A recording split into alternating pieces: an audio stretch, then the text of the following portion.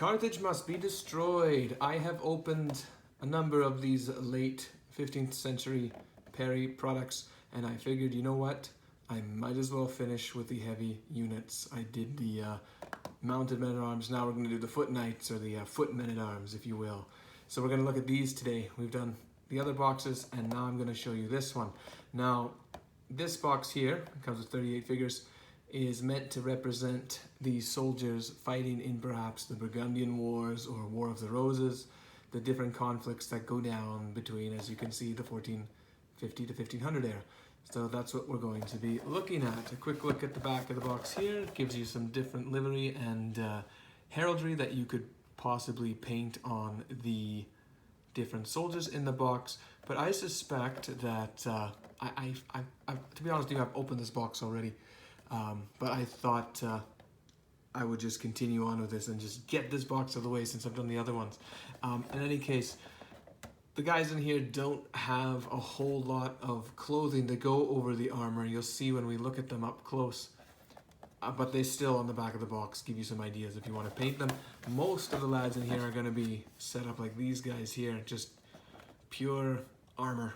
Not much goes anymore for putting clothing or tunics or tabards over top of armor. You got the king in the middle there, of course, but the rest of them are pretty heavy metal, if you will, in the Gothic plate style, mixed in with some of the, I think there's a Milanese plate as well.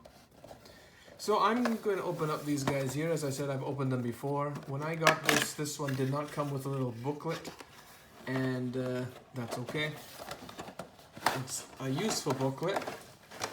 I wish I had it, but I don't. But that's how it goes. Now, the box is 38 guys. Of course, you're going to get a standard bunch of Renedra bases. These ones here might actually be cavalry ones. I don't remember, but you will or should get some bases in there from Renedra. I'm going to start here by counting out the guys. You get 2 guys on the command sprue. We'll come back to that in a second. And then we have 6 identical sprues with 6 bodies, as you can see, and 6 times 6 is 36, plus the 2 lads here equals 38. So you get 38 heavily armored foot knights in the box. So I'm going to put my camera to the side here, get away from those other sprues, adjust my light a bit. Oh, sorry, I had to click that out there for a sec because I hit the wrong spot. Here, that's a bit better. So here we've got some very good, very beautiful Perry foot knights, and these guys were done in 2014. I think 2012 is when they started doing this line, and they have come out with different plastics over the years. These guys are really nicely done, and they are very, very popular for all sorts of both fantasy and historical projects out there. So let's just take a quick look at the command here. The command's very simple. There's no musician or anything like that. It is simply this guy here who will have a tunic or a kind of a cloth over top of his armor there. You can see he's got a sidearm. You get all the straps and the metal bits there on his legs. And he is meant to hold up a flagpole. So you get a flag and you can make that guy your standard bearer in this lot of 38 guys. Alternatively, I guess you could maybe doctor him up with a sword here, but I do think that this sword is probably meant to be for this fellow here who's got more of a flowing cloth. What you do with this one is he's got that there, and you glue this other piece on the back, so he ends up looking like the king does on the front of the box. You know what's cool about Perry? That even though you're meant to cover this, they still model in all the details of the armor. So that's always why I appreciate Perry, because they go through all the little details. They didn't have to, but they still, they put it in anyway. Let's look at the heads on here. We got the king's head, right? So he's got a Gothic helmet of some sort. It's the Gothic style with a kind of the mouth guard, I forget the name now. And he's got a crown. So if you want to put a king or prince or some noble in there, you can do that. Here we have a fellow that does not have any helmet. Could be the same guy. It could be a generic commander. Whatever you want. And then they've got just a very, I will say, basic looking guy, either meant to carry the flag, or he could, he could just be a dude with this kind of body here. Gotta see if I can get the light in a bit better. I think that's a bit better. Sometimes I can't tell on the camera. Now, this fellow here also has this. Perry has done this for a few kits where they have a pose where they're unsheathing a sword, and that's meant to go on the commander. And of course they have a sidearm for that as well, so you probably want to give it to the standard bearer because he's holding the pole, not actually having the sword out. And of course his sheath is in his hand here. So however you build it that way, you know, just keep that in mind. This is probably one of their most simple command sprues out of all the kits. Very simple, very straightforward.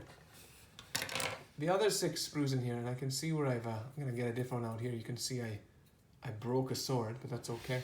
Lots of bits and extras here. Let's look at one that doesn't have a broken sword. So, here are a whole bunch of knights, and I do now notice though that at least 2 of them here, you see this guy and this guy, they do have cloth coverings over the top of their armor. Just check them on the back here quick. So yeah, you can tell that yes, you can paint their livery or their heraldry on it if you want, but the vast majority, yeah, most of these knights, they're going to be just in plate. So, you know, you can get all those medals out and go nuts on it. So, I'm just going to show the bodies off really quick here. I love the different leg guards and the different styles of armor that they've developed. Again, really good detail on Perry's part. They're always excellent. They've got the chain there coming down, and this is like the epitome of armor excellence here throughout the ages. And I think these guys are going to be a lot of fun to paint and put together when I get to the Savoyard stuff. They have a little chaotic arm setup here. They're not really in rows. They've done kind of like I want to say a circular motion here. So there's kind of a bit of chaos going here. But let's try and make sense of this here. You have single weapons like this. They have put daggers in their fellows' arms. I'm assuming that, you know, when a lad surrenders and they want to poke a hole in him or something like that. I don't remember. There's something I saw where they have special knives on there where they, you know, they down a knight and they put a knife down. They put a knife down to the down knife's throat and they ask him, do you surrender? And he surrenders and they get a ransom for it. I forget what that knife is called, but I'm going to assume that's what that sidearm is. One thing I want to look at here is this.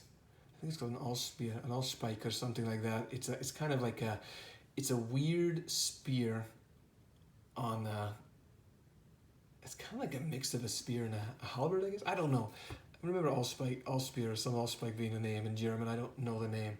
But that's one of the weapons they put in there. Of course, you got a 2-handed sword here. You can see you've got some, again, excellent sidearms in here. That one's out to match that one there. You've got, of course, a halberd. Halberds are pretty big in that era, and they kept getting nastier right into the Landsknecht era. That's pretty awesome. Here we got some more sidearms. They also, of course, have the different shoulders that, you know, this guy obviously with this shoulder here has cloth, so you'd want to match it to the guy with cloth, right? So you do have to make some sense of the armor, or like this kind of armor here, this guy with the sword, you have to match with the different pauldrons and such like that. And they actually have a good mix of weapons here as, oh, there's some more at the top here that I'm looking at. Here's another halberd of sorts, got kind of a hammer on the back. I'm going to go through all of the armor and arms here first. Here is one of my favorites. I'm going to call it the Bec de Corbin, big old crow's beak. That was definitely a weapon that you wouldn't want to mess with in that time, because you can hit people hard or pierce them with spikes. Some more halberds. You know, they have a lot more halberds than they do axes. I think they got a lot more heavier. Whereas, like, you look in the Agincourt kit, they're still using heavy axes. There's gonna be, I mean, a halberd is essentially a pole axe, but, you know, in a halberd versus what an axe would be looking like traditionally. Look at that guy's armor there. Lots of different flutes and stuff in the armor. So Perry has gone really far out in casting and modeling all their stuff. So excellent kit. It's just a little weird because of all of this circular motion. I guess they just wanted to try something different.